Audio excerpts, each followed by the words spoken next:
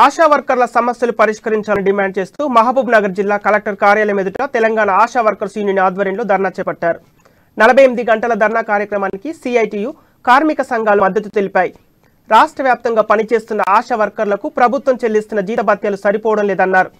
CITU జిల్లా ప్రధాన కార్యదర్శి నల్లవెల్లి కురుమూర్తి పారితోషికాల పేరుతో అనేక రకాల పనులు చేయించుకుంటున్నారని వెల్లడించారు. ఆశా వర్కర్లకు కనీస వేతనం 26,000 ఇవ్వాలని డిమాండ్ చేశారు.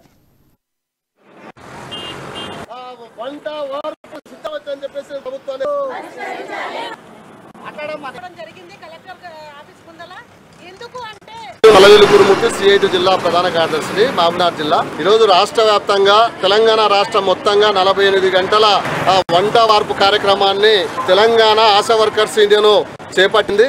ప్రధానంగా ఆశా వర్కర్లకు ప్రభుత్వం ఇస్తున్న వేతనాలు సరిపోవడం లేదు. పారితోషికాల పేరుతో సంబంధం లేనటువంటి పనులు అనేక రకాలుగా తీసుకొస్తా ఉన్నారు. కనీస వేతనాల చట్టం ప్రకారంగా సుప్రీంకోర్టు తీర్పు ప్రకారంగా 26,000 కనీస వేతనం ఇవ్వాలి. కనీస వేతనాలు అమలు చేసే వరకు 10,000 ఫిక్స్డ్ వేతనం ఇవ్వాలని చెప్పేసి, అట్లాగే సంబంధం లేని పనులు చెప్పరాదని, ఒత్తిడిలు వేధింపులు ఇవన్నీ ఆపాలని చెప్పేసి, అట్లాగే టీబీ స్కూటమీ అనేటువంటిది ఇల్లు తిరిగి ఆ టీబీ పేషెంట్ల దగ్గర బాక్స్లో వాళ్ళు తీసుకురావాలనేటువంటి ప్రభుత్వం వెంటనే ఉపసంహరించుకోవాలి.